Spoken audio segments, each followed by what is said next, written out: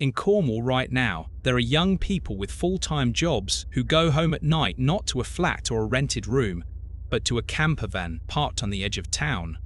Because that's genuinely the only housing option left that their wages can cover. They're not homeless in the way most people picture it. They're teachers, chefs, care workers, people doing jobs.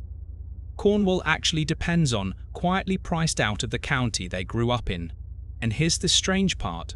While all of this is happening, Cornwall's overall population is still going up. Nobody's leaving in a dramatic, headline-grabbing wave. They're leaving quietly, one lease at a time, and being replaced by people who can afford what they no longer can. Cornwall has always sold itself on an image: golden beaches, clotted cream, fishing villages, the kind of place people dream about retiring to or visiting every summer. That image is exactly what's now pushing its own young residents out the door. To understand why, you have to look past the postcard and at the actual numbers behind who can afford to live there anymore. Start with housing, because that's where this story really begins. As of 2026, the average house in Cornwall costs around £280,000.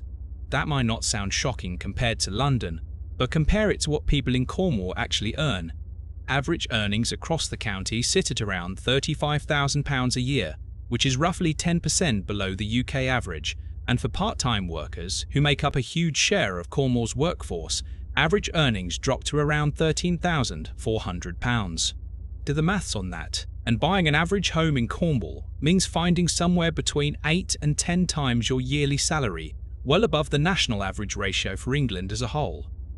It's not just buying that's the problem either. Rents have been climbing fast too, up to just over £1,000 a month by the middle of 2026, a jump of around 7% in a single year, well ahead of how much local wages have grown in the same period. Right now, more than 21,000 households are sitting on Cornwall's official waiting list for affordable housing, a number that keeps climbing rather than shrinking. So where did all the housing actually go? A huge part of the answer is second homes and holiday lets. Across Cornwall, there are roughly 20,000 second homes that sit empty for large parts of the year, owned by people whose main residence is somewhere else entirely. That's close to 15% of the entire housing stock in the county, effectively taken out of the pool of homes available for anyone who actually wants to live there year-round. In smaller towns, the effect is even more extreme. In the fishing port of Portleban, roughly a quarter of all homes are now Airbnbs, holiday lets, or second homes, and local reporting has described the town as being quietly hollowed out, with young adults left with almost nowhere affordable to buy or rent in the place they grew up. The economics driving this are brutally simple. A landlord in Cornwall can often make significantly more money renting a property to holidaymakers by the week through an app than they can renting the same property to a local family or key worker for a full year. So more and more owners have made the entirely rational, entirely individual decision to do exactly that, one property at a time, until entire streets stop functioning as places people actually live. Cornwall Council has tried to push back. Since April 2025, and continuing through 2026, the council has been charging a full 100% council tax premium on qualifying second homes, effectively doubling the tax bill for properties that aren't a main residence and aren't run as a proper, commercially let holiday business. It's a serious policy, and Cornwall is far from alone, since the vast majority of councils across England now charge some version of the same premium. But there's a catch that's kept the pressure on locals from easing much.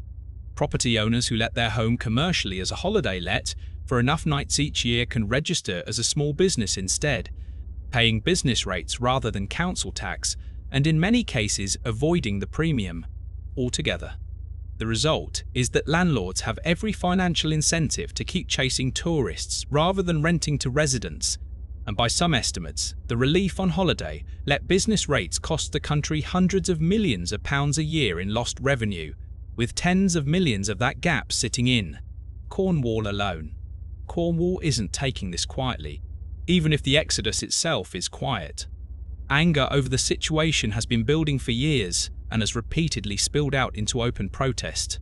Back in 2016, The seaside town of St Ives held a local referendum asking residents whether new-build homes should be restricted to full-time occupants only, banning them from being sold as second homes.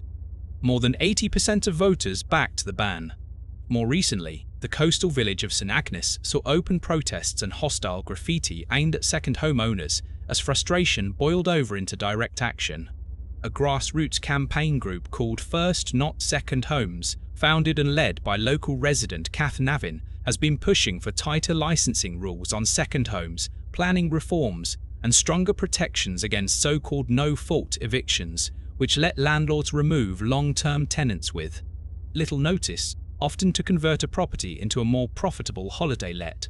Some residents in North Cornwall have gone as far as describing themselves publicly as an endangered species, and campaigners have called for local councils to be given powers to compulsorily purchase homes that sit empty for most of the year.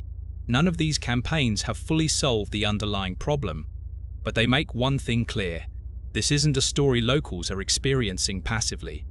People in Cornwall know exactly what's happening to their towns, and plenty of them are fighting it in whatever way they can. Even if a young person in Cornwall does manage to find somewhere to live, the jobs waiting for them often don't pay enough to make staying feel sustainable long term. Tourism is the backbone of the Cornish economy, generating well over £2 billion a year in visitor spending and supporting around a fifth of all local employment. But the jobs that industry actually creates tend to be seasonal, part-time and low-paid, with more than 70% of hospitality roles in Cornwall paying below the real living wage. Roughly 1 in 6 workers in the county are employed in tourism, more than double the proportion for Britain as a whole, and Cornwall's overall economic output per person sits at only around 3/4 of the national average. In the summer of 2026, hospitality job postings across the county were down by around a quarter compared with the year before, cutting into exactly the kind of seasonal work younger people used to rely on to get started. Add in the simple geography of the place, long distances to universities, apprenticeships, and career opportunities elsewhere in the country, and it's easy to see why a growing number of young adults look at the maths and quietly decide their future lies somewhere else. All of this shows up clearly in who Cornwall's population is actually made up of. The county's overall population has kept slowly rising in recent years, but that growth is being driven overwhelmingly by people moving in, not by young families staying and growing. Cornwall's median age now sits at around 48 years old, more than 7 years above the average for the UK as a whole, and roughly a quarter of residents are now aged 65 or over. That's the quiet story, hiding underneath the growing population figures. It isn't that Cornwall is emptying out, it's that the Cornwall of working-age locals, apprentices, young families, and career starters is steadily being replaced by an older, wealthier, more transient population of retirees, remote workers, and part-time residents who can simply afford to be there in a way many lifelong locals no longer can. That van living story from the opening isn't a rare, isolated case either. It's become common enough that it's been reported on directly.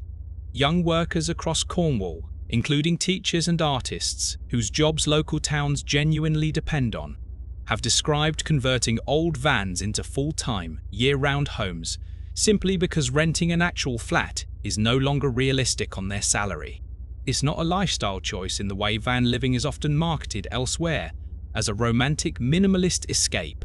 For a growing number of people in Cornwall, it's closer to a last resort, a practical answer to a housing market that stopped making sense for local wages years ago, made worse every summer as more properties get pulled off the long-term rental market and turned into short-term holiday income. Instead, none of this looks like the kind of exodus that makes national news. No mass evacuation, no single dramatic headline. It's slower than that, and in some ways harder to fix precisely because of how slow it is.